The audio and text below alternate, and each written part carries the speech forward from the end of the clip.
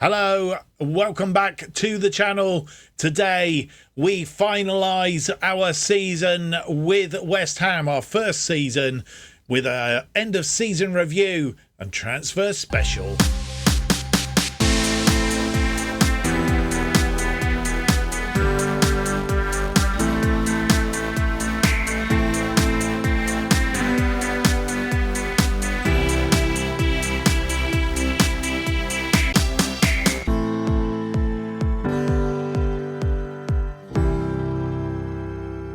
Hello and welcome to episode 23 of Irons in the Fire as we try and make West Ham good and great again.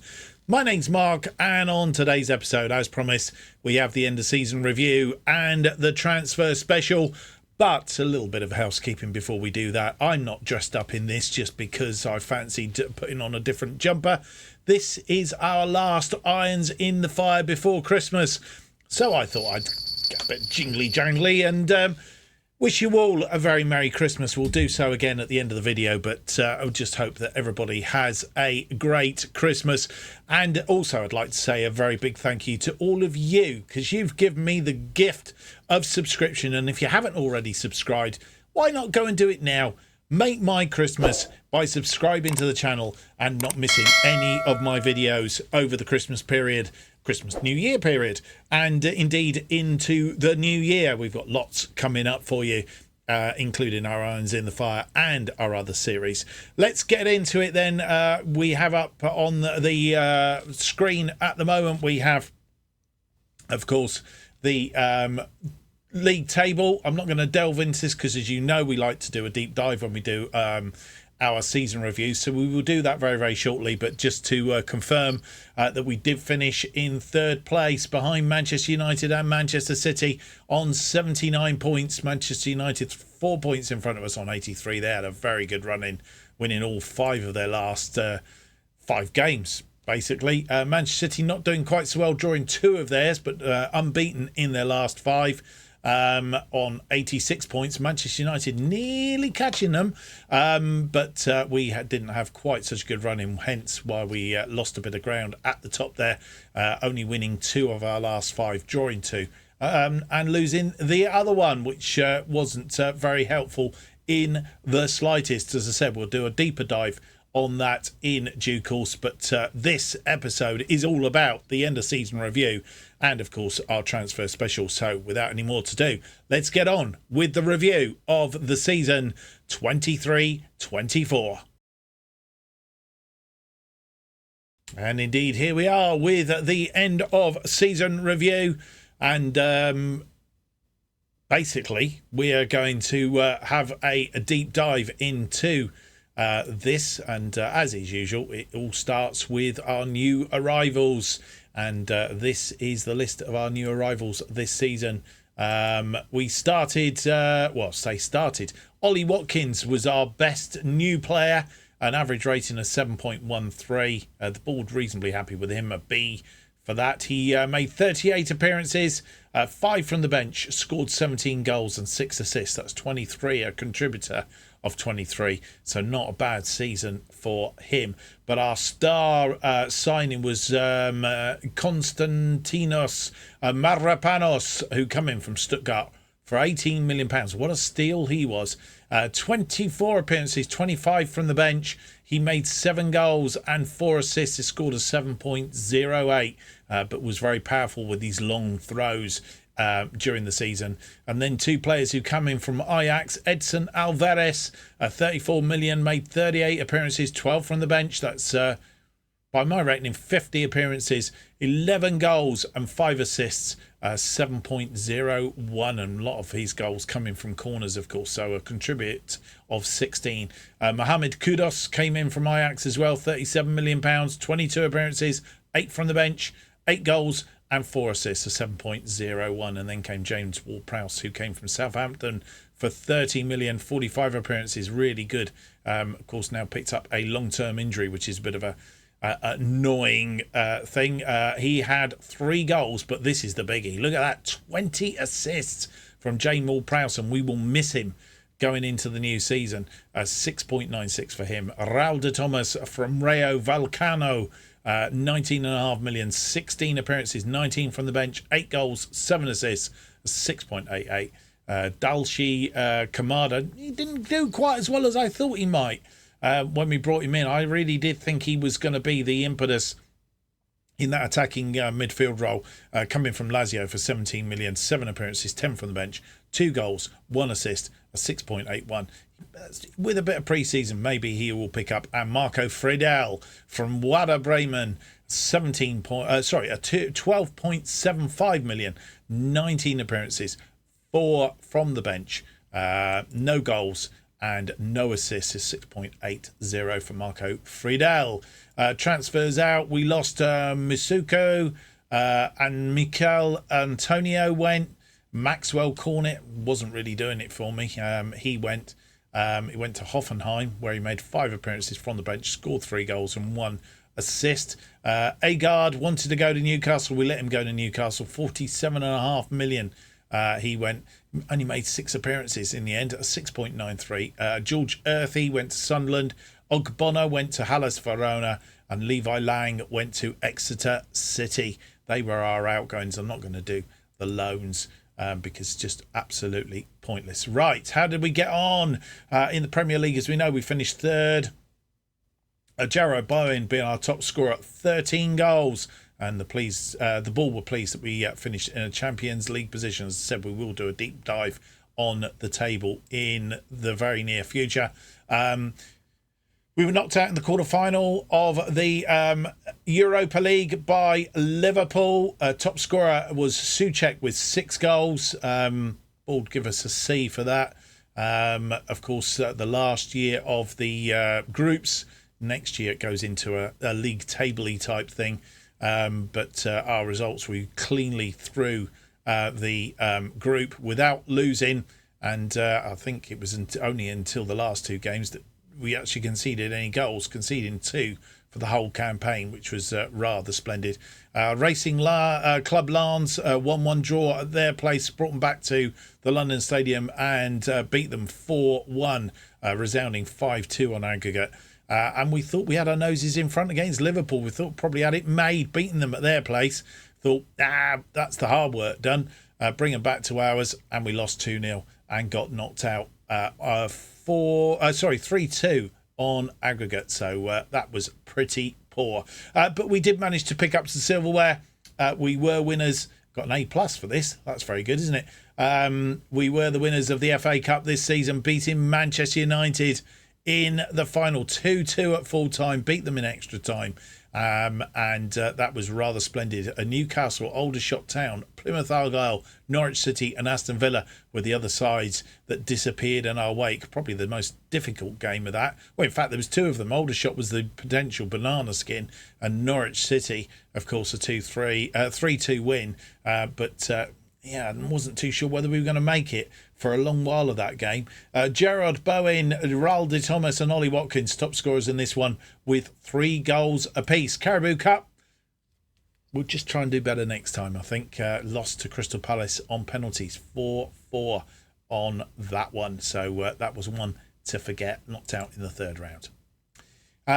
Moments to remember for this season was the 8-0 win against Villarreal in the Europa League back in October. Souček, Watkins, kudos with a hat-trick. Agard, Alvarez and Carrera, the scorers of the rest of the team, didn't bother, I don't think. And in the Premier League, the match to remember was the 3-0 winning game at the London Stadium against Chelsea. Zuma, Souček and Paqueta, scorers on that occasion. And then goal of the season came from Emerson, a 22-metre screamer against Crystal Palace in that Carabao Cup defeat. A 4-4 draw, of course, but Emerson getting goal of the season. Let's go and have a look. And this was Emerson's goal of the season. Johnson to Souček. Souček plays it to Emerson. Emerson tees himself up. Lovely 21-yard shot into the top corner.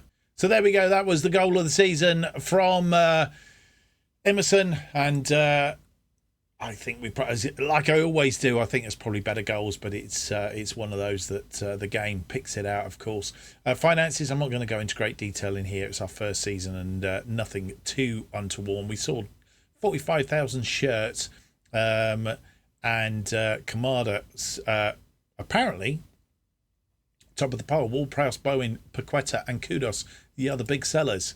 The team, and this should be familiar, hopefully. Areola in goal, of course. Creswell, Mavropanos, Zuma, Kufal, defensive line. Ward-Prowse, I would have put Ward-Prowse in the middle there. Alvarez and Souček. Souček over this side. Ward-Prowse in the middle. And Alvarez on the right, of course. Kudos sat behind Watkins and Bowen, pretty much as I would have set them up, to be fair. And just a quick update on the awards for the season. I picked up the Premier League Manager of the Month in February. Should have had it more, really. Vladimir Kufal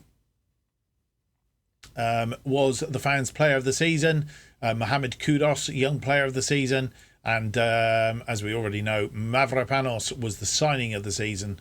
Goal of the season, we've seen it. Emerson, top goal scorer, 20 goals for Gerard Bowen. Top assist, James Ward-Prowse, as we've already said. Splendid return from him. Most player of the match awards, Gerard Bowen, 7. Vladimir Kufal had the highest average rating of 7.3, and the most passes completed over 90 minutes was Kurt Zuma, who had 52. Competition awards, Alphonse Areola has won the Premier League Golden Glove, and he did that. I'm not sure how many clean sheets he had. Something like 14, I think. James Ward-Prowse is a record breaker, 20 assists. These are all meaningless, really, because obviously it's our first season here. Tilo Carrera, 11 yellow cards, 1 red card. He was the naughty boy of the team. Ollie Watkins was the highest transfer fee that we paid out, 44 million for him. And the highest transfer fee that we received was from Declan Rice, who was £100 million. We didn't mention him earlier in players going out, did we? Which is a bit weird. So, history in the making. The 4-0 against Newcastle, apparently the standout one. But it does say here from George Gibson of Sky Sports News, West Ham, thanks to a great run way back at the start of the season, proved much better than people had expected. I think we did quite well. Won't have a look at the timeline. We look at that if we go into finish the series. But we're going to have a look at our deep dive in the table before we have a look at transfer goings-ons. And as is always traditional when I do my reviews, is we have a closer look at how the season fell out, basically. First half, second half, what home and aways and all that stuff, and see how we performed throughout the season. Hopefully it will be consistent. So just to confirm, Manchester City champions, Manchester United, West Ham, Tottenham picking up Champions League places. Liverpool and Arsenal will be in the Europa League next season, and he had trouble saying that. And the Europa League conference, Newcastle will appear in that next season. Aston Villa just missing out. I say just by about 9 points, but they did miss out. Sheffield United, Fulham and Luton are the teams going down. Do we know who's coming up? We do. It looks like Leicester coming up out of the Championship. So the teams that we didn't want to do that. Teams that we will expect to see in the Premier League next season. Leeds champions, Norwich coming up, promoted in second place, automatic promotion. Leicester coming through the playoffs despite finishing down in 4th in the Championship season. So they will be in the Premier League next season. Right, let's break this down then. Home records. No, we do. Yeah, home records first. Home records. Manchester City were the best. 55 points from their 19 home games. Manchester United scoring 52 points from their 19 home games. Then came Tottenham on 50. We were down in 4th as far as this was concerned, finishing 3rd, of course, but 4th in this case. 48 points from home. We lost one game at home, that game against Arsenal in the 2-0 loss. 15 wins, 3 draws. So where we lost ground was really in the draws. Not a massive amount in it, but 7 points between us and Manchester City. And to be honest, if you're going to win, Manchester City didn't lose at home, drew 1 game all season. That was against Manchester United. So that is pretty much how you need to do. And Manchester United, of course, doing exactly the same.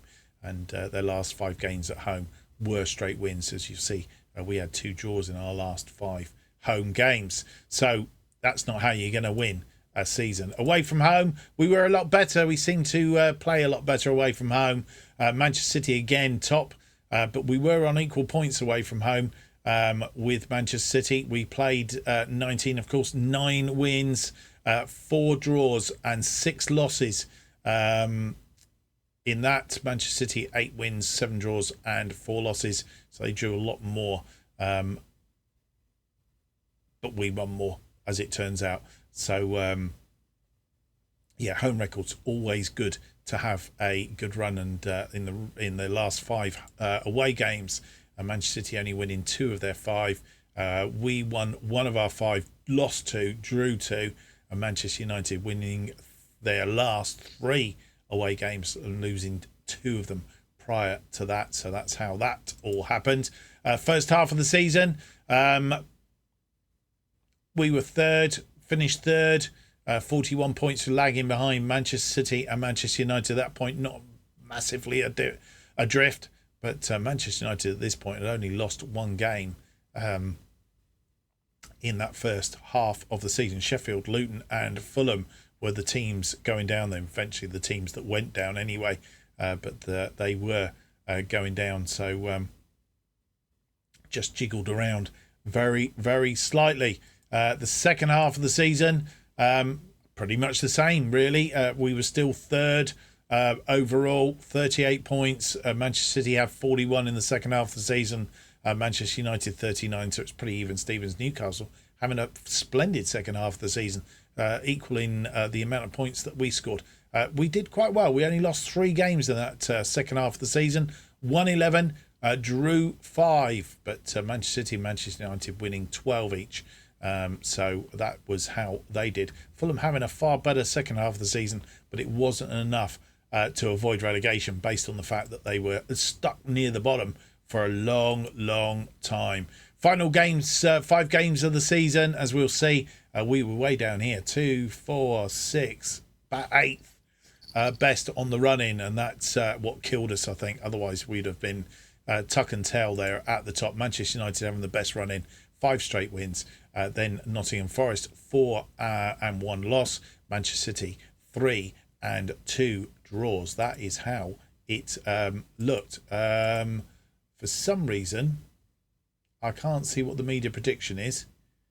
So we'll have to go to the season preview and see how it looked. So the expectation was that Burnley would be relegated, Sheffield United and Luton Town, as it was Fulham.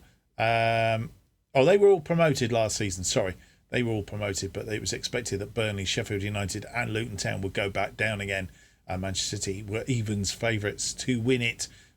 Once again, we were predicted to finish 9th. So I suppose the fact that we finished 3rd, 6 places above where we were expected to finish, was a good season in anybody's trajectory.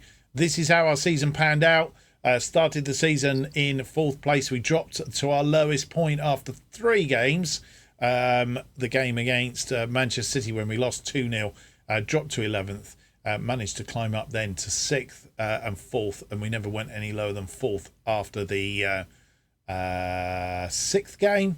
So that was about as low as we went, and even hit the dizzy heights of the top. After match day 26, the game against Burnley with a 1-0 win, stayed there for 4 games, dropped down to 2nd, and then, of course, that run-in was torrid for us, and we lost that ground, and good job the season finished when it did, in a way. Manchester City, they were pretty much top of the table all the way along, apart from that those 4 games where we were top of the table. Manchester United, they were there or thereabouts pretty much all the time. So that is how the season pervade itself. Right, without any more to do, let's go and have a bit of an update on transfers. We'll have a quick look now while we're here, just to check to see what's been going on. Nothing happening as it stands at the moment from the January transfer window. Kamada still the last in, so nothing happened today. Just interesting to note though, transfers in 207 million, transfers out 202 million. So everything that's gone on has only cost us £5 million to date, but that was by a thank you that of course we sold Declan Rice for 100 million. That certainly shored up our experience in the transfer market. Right, without any more to do then, let's jump forward. We're going to go to, where are we? We're at May, nearly June. We're going to jump forward to the 1st of July and just see if there's anything happening in the transfer market. So here we are on the 1st of July, and I can tell you one player has come in as it currently stands, and that is Ilan Masilia from Monaco for 26.5 million, rising to 27.5 million. He's come in on the 23-24 transfer window. He is a goalkeeper. I'm not sure if we said we needed a backup goalkeeper. He's come in as a backup goalkeeper, and he's okay. He's 2.5 stars current ability, potential to be 3 stars. Slightly, don't think he's quite as good as Areola, and that was because Frabinski is 39 and decided that he's going anyway. He's going back to Poland to finish up his career. So we definitely needed to bring in a reserve goalkeeper, and Mazulia is the player. His history, he's played at Leeds, of course, went to Monaco for 22 million. We've bought him for 26.5 million. And, as I say, he'll be a reasonable backup. He's there or thereabouts. Still got a bit of room to be a better goalkeeper as well. Made 25 appearances for Monaco, conceding 33 goals and a 6.98 in his season at Monaco. Not a lot else happening. Nothing really happening on the way out. Daniel Rigg has gone out on loan and one of the youth players. But that is pretty much it. So nothing really else much to tell you. So we're going to jump forward to the 1st of August, the start of the new season. We're going to do a bit of a preview of the new season, have a look at the fixture list and see what we've got coming up in the next episode of Irons in the Fire. And so here we are, and we've moved to the 1st of August. And there is a couple more players coming in. We've spent £90 million to date. Only 6.25 going the other way. Jean-Claire Todibo has come in from Nice. 40 million, rising to 41 million. Not quite sure what all the extra 1 millions are all about. Todibo is a central defender. We've brought him in. I'm not quite sure if that's where we needed to replace. We did say we needed to replace in the defensive left position, wing back position, because Creswell has retired. I didn't tell you that bit, did I? Is Aaron Creswell has decided to retire. So more about that in due course. But I don't know. This was a bit exploitive, really, in as much as he came up on the screens. I thought, well, he's definitely an improvement on what we've got. Even Kurt Zuma, he's an improvement on there. The other thing is Newcastle United are after Kurt Zuma and probably Mavropanos as well, to be fair. Albeit, Mavropanos, I think, was the Far East, going out to Saudi Arabia, somewhere like that. One of those teams were in for him. So we potentially could lose one of them too, which could cause us a bit of a problem. So probably is just as well we brought him in, but the initial idea was bring him in the middle and move one of the players that can play wing back and in there out to the wing back as cover, realistically. But anyway, he's 24 years old. He's French. He's 4.5 star current ability. He's got 4.5 star potential ability. I'm sure he can do better than that. But as I say, he is better than Kurt Zuma, which is quite surprising, really. He had 4 seasons at Nice. One of those on loan from Benfica. In fact, it might have been on loan from Barcelona, actually, as I noticed. Or he might have been on loan from Benfica and then 2 million, and I don't know. But anyway, Nice bought him for 7.25 million in 21-22. He's been with them until then, and we've bought him now. Last season, made 31 appearances, 1 goal, 3 assists, 1 player of the match, a 7.47. So if he can replicate that, we will be more than happy. Made 138 career appearances as Jean-Claire Todibo. So we'll look forward to seeing him. But we did bring in that left back, and I decided that we would go for the left back, mainly because I was just a bit concerned that if Zuma or Mavropanos did leave, that we were a little bit stuffed then. So I decided that we would do. This guy came up. He's Italian. Parisi. Fabiano Parisi. He is a 3.5 star current ability, 3.5 star potential ability. He's quite good. He's effective, and most of the stuff stacks up. His career. He was at Fiorentina last season. They bought him for 8.5 million. What a big profit they've made on that. Bought him from Empoli, and he's been perhaps a bit lax. 27 appearances last season, 2 goals, 2 assists, 3 player of the matches, a 6.99 for Fiorentina. He's played in Italy all his career, apart from now, of course, where he's going to start playing in the Premier League. So we'll see how he gets on. But that is Fabiano Parisi, and we'll look forward to him. And just John Clare, he's 6.3. Heading is 15. His jumping reach is 17. So, and his tackling is 16. So he's good defender. I don't think Parisi's that bad. Tackling 14. Heading's not particularly good. But then I guess out there, wouldn't really expect him to be. He's got good pace. His jumping reach isn't particularly fantastic. What's his crossing like? His crossing is okay. 14. Dribbling is 16. And he's got plenty of pace and acceleration. So we'll be seeing him dashing down the wing. So that Parisi, our replacement for Aaron Creswell, who, as I say, has retired. Going out, Gideon Kuda. He's gone to Hearts on a free. Frabinski, we knew he was going to Poland on a free.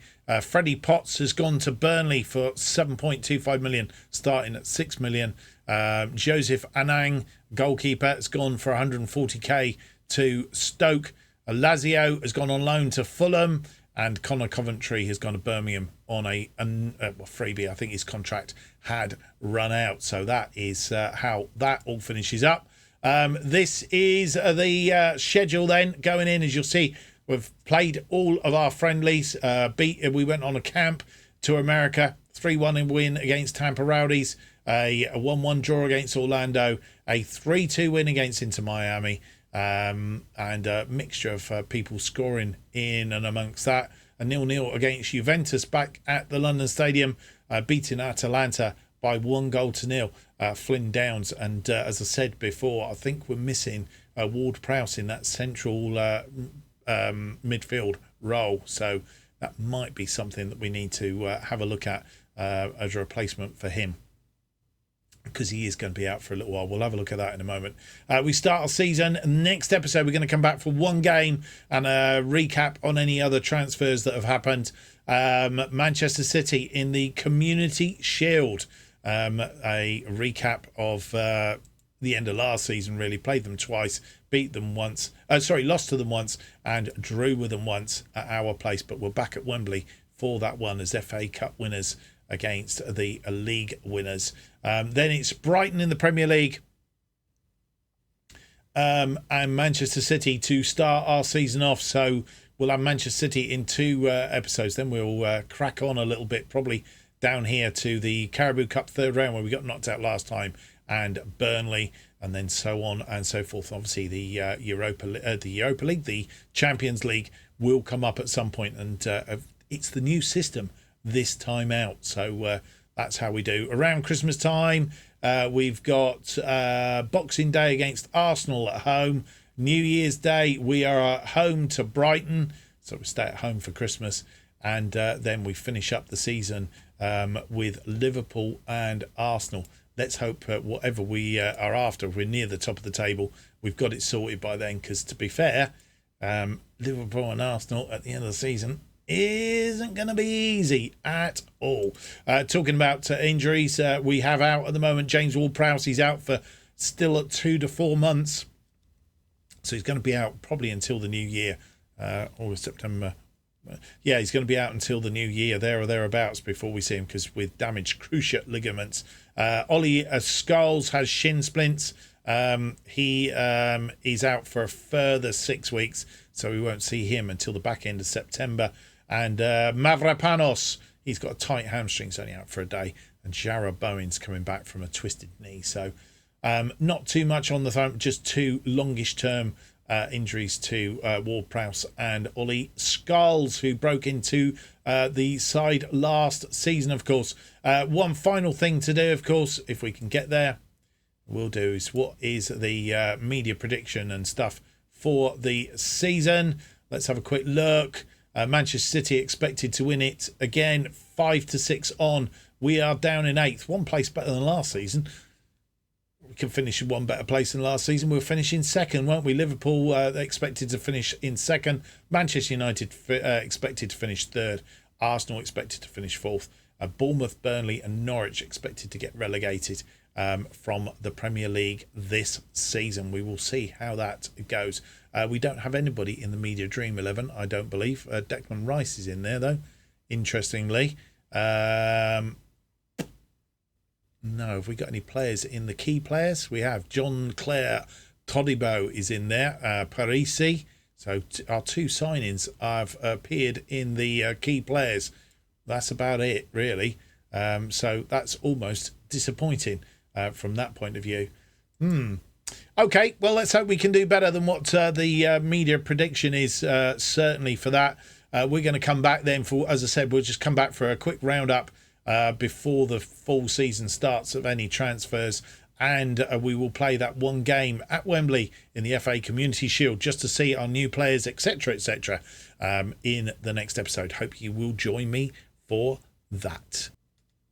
Well, I hope you've enjoyed today's episode. If you have, don't forget to leave me that big thumbs up, subscribe and hit the notification button.